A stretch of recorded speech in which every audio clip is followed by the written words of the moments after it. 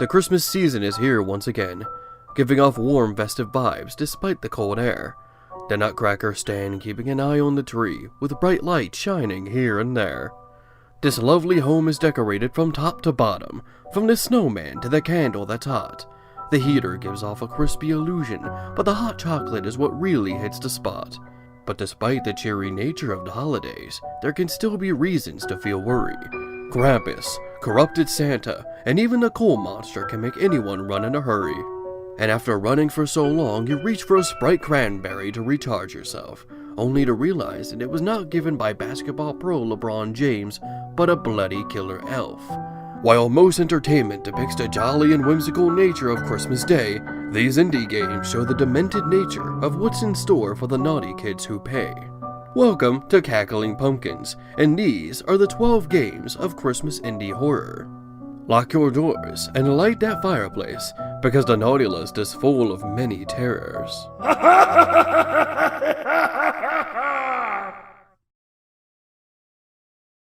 Take this Sprite Cranberry, or you may fear that it's the thirstiest time of the year. I'm sure you all can remember some of your favorite holiday movies and TV specials, some that might have become traditions themselves. But what about festive commercials?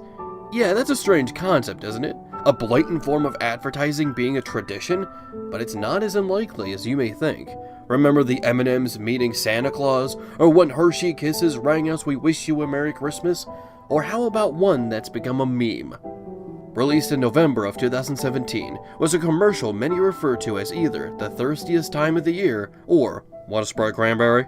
An animated commercial that's meant to be in a style that mimics specials like Rudolph the Red-Nosed Reindeer, featuring pro basketball player LeBron James bursting into a home offering some Sprite Cranberry. The commercial has somewhat become a meme all to itself, and one person decided to make a game based on that said meme. The Thirstiest Time of the Year is a first-person indie horror game starring someone who just moved into their own home. Going downstairs, you can see how the Grinch stole Christmas playing on the TV, but then you hear a knock on your door and a familiar muffled tune.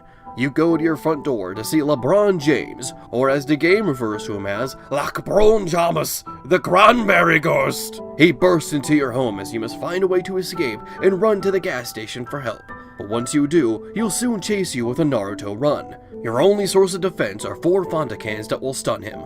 When they work, and don't just make him play an animation of him falling as his body slides towards you at least, and doesn't just stand there for some reason.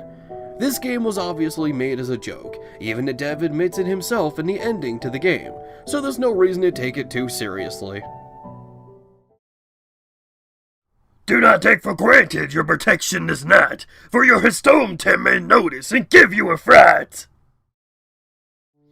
Ever heard of an Hustomten, primarily known as a Nisse, or a house elf? This creature derives from Nordic folklore. They live inside homes and farms, acting as an invisible guardian protecting people from evil. They're often seen as easily tempered, and if one were to be angry at the family they protect, they will either pull pranks on them, or something much more mischievous, going to the extreme of killing livestock. In this game, you play as a resident of a small 2-story home, though you are only able to play on the first floor, which consists of a kitchen, dining area, hallway, stairs, and a living room. Your Hustomten is roaming around the house, keeping you safe, and you must keep it satisfied by gathering and gifting it snacks on a regular basis.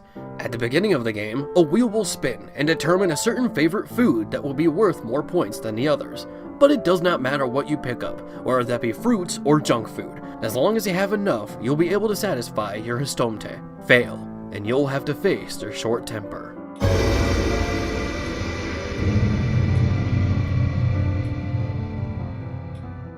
You must survive for a certain amount of time while keeping the Hustomten nice and fed, but it's not that simple. You must also watch out for them and make sure you don't step on them or get in their way. Doing this will also set them off, and is the easiest way to die in this game, especially since the Hustomten can turn invisible as all you can see is its shadow.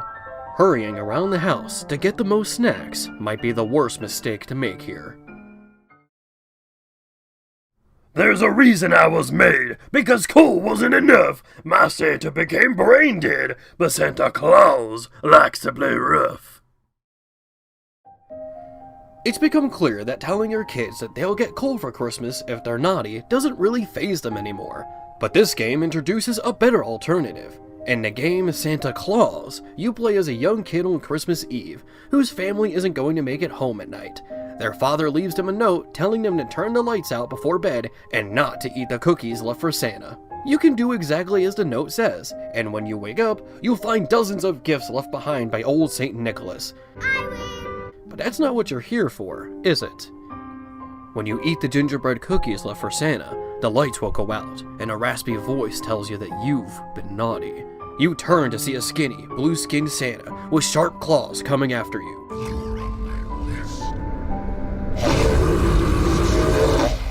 You then awaken in a maze, being chased by this mirrored version of the jolly man we once knew. You must navigate the maze and avoid being caught by Santa. This is easier said than done, as most of the map looks identical, with wooden walls, a starry sky, and snow-covered ground at almost every corner, thus making navigating this maze far more difficult than what it needs to be.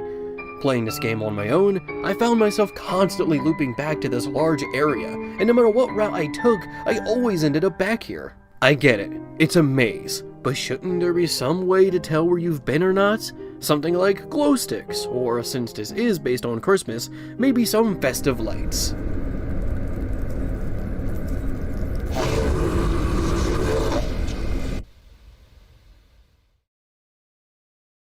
Seeing this, Tankman may be filled with so much glee that he'd squirm. So here's a holiday special made by the one and only Effing Worm. I wanted at least one game from Newgrounds on here. Newgrounds is a fantastic community of creators of all kinds. Artists, animators, musicians, game developers, voice actors, and so much more. And all I had to do was look up Christmas in the search bar, and an old memory was unlocked. Does anyone else remember Effing Worms? Effing Worms first debuted on NG back in July of 2010. You play as a giant monstrous worm that burrows through the ground and jumps out like a whale breaching the ocean surface to eat innocent stickmen. You must eat every enemy on screen to complete each level. After you do so, you get to choose between one of two upgrades. But not only this, but new enemies will spawn on each level. Once the game is complete, you can go on an endless rampage as you continuously eat infinite stickmen. The sequel, Effing Worms 2, breached new grounds in July 2012. Now the worm starts with wings that you can take to the sky, but despite the visual upgrade, the game is basically the same to the original. What really changes the game, however, is Effing Worms Xmas, released in November of 2012. The game seems the same, but now you have specific objectives on each stage, rather than simply eating everyone on screen, as enemies will continuously spawn. You'll eat elves, abominable snowmen, reindeer, and even flying spaghetti monsters? All for one goal, and that is to make Santa Claus come out from hiding so you may consume him. This version of the game is my personal favorite, with all of the upgrades it has to offer in comparison to the original. A truly festive, but gruesomely gnarly celebration. You'll get so many endings like no one's business. They're like gifts that remind you, oh, it's Christmas! Oh, it's Christmas! Is a point-and-click horror game starring Ryan, who just wakes up from bed to find that his home is fully decorated for the Christmas season. Though he was not the one who set this decor up, and what's worse, is that he's been living alone for months. All you have is this single living room to walk around and explore. It is full of clickable items to examine and use to solve this mystery, only to find out that it might not be as jolly as his nostalgic memories of setting up the tree and opening presents were. There is a computer on your left that has its own mysteries, and the game has multiple endings to unwrap. The game was intended as a promotional minigame for the first-person Lovecraftian-inspired game Shadow over Isolation, but as of now, the game has yet to be released.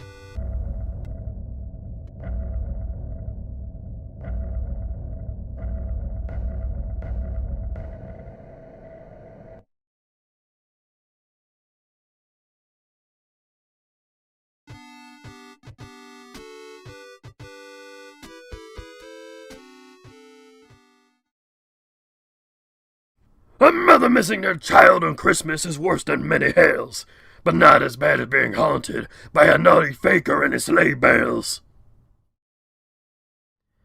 In Sleigh Bells, a PS1-inspired horror game, You play as a single mother who is delivering a Christmas gift to her son, who lives with his father. As you can tell by the dialogue, she dearly misses him, but as of tonight, that is the least of her worries. She is on her way home when she sees the police blocking her way to her place. She decides to take a shortcut through the subway station, only to find a gruesome sight. A dead body, bloodied and beaten, and a man dressed up as Santa Claus with an axe patrolling the area, ready to strike at anyone he sees. The woman must find a crowbar and escape with her life. But unfortunately, when she does this, she finds that she has been evicted and locked out of her own home. She is stuck outside with this crazed lunatic who takes the naughty list into his own hands. Pretty soon, it becomes obvious what she must do to survive. The hunted must become the hunter. With a crowbar and a pistol with only a few bullets, she must kill this impersonator. The kids might be traumatized with what they see on the news on Christmas morn, but hey, it was either you or him.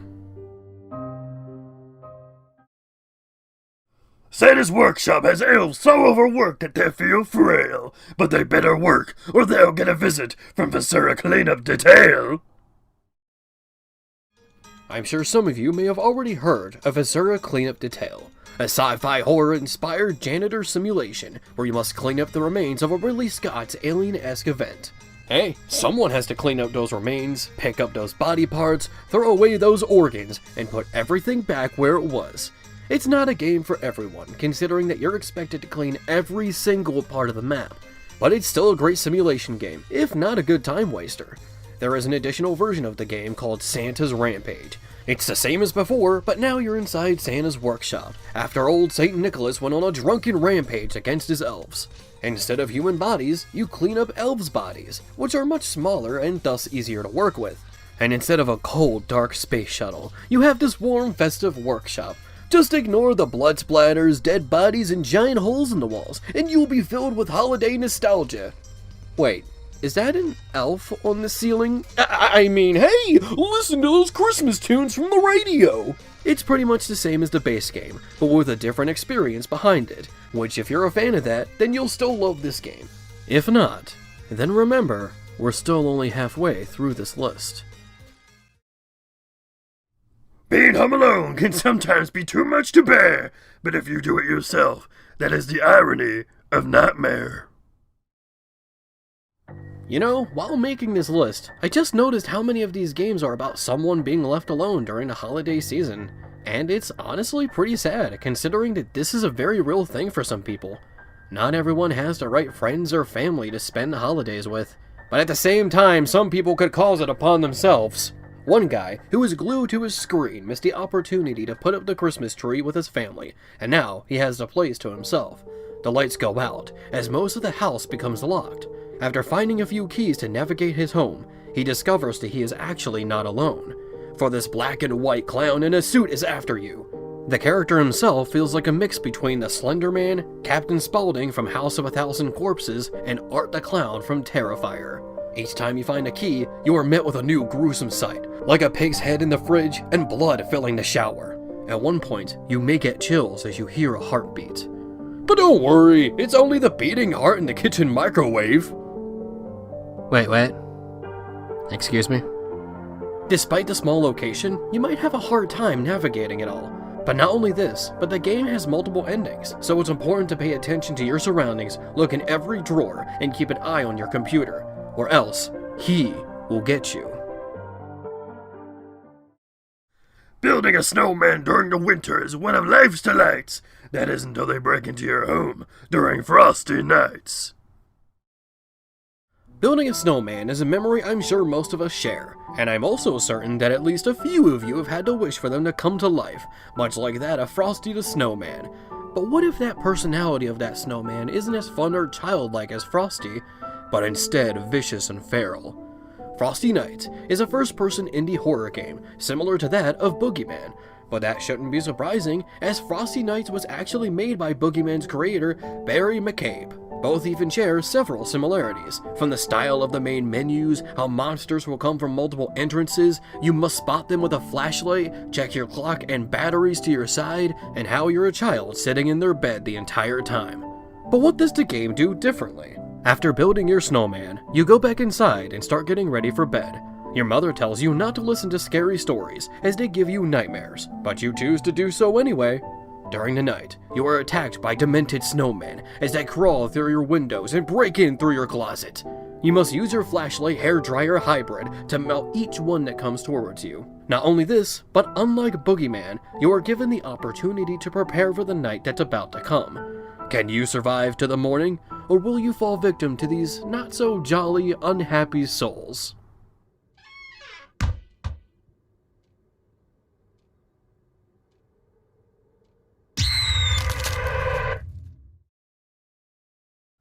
The elves work hard to make your gifts. They bear through shifts of snow and hail, so don't spoil the surprise of what you got, or you'll end up like the kid from Tattletail. Quite possibly the most well-known game on this list, Tattletail, developed by Waygetter Electronics and released on December 28, 2016. But while this game was released during the 2010s, it actually takes place nearly 2 decades ago. It's the night of December 20th, 1998. You're a young child who sneaks downstairs to get a sneak peek at what they got this year. And it turned out to be the new hit toy, Tattletail. Playtime for these big eyes. He tells jokes, he tells facts, and plays hide and seek with you. But it turns out that you got another gift that year. Mama. A large brown tattletale with a heartwarming voice, even though she's anything but. The children thought that Mama would never find them as long as she couldn't see them. Mama will try and hunt you down and follow you through sound. Take it slow, as running makes noise. While you do have a flashlight, it doesn't last, and Mama's presence can shut it off. And to charge it, you must shake it, which also causes noise. The biggest noisemaker in this game, however, is Tattletail himself. They'll randomly laugh, scream if Mama is close by, and will continuously chatter if they require a certain need.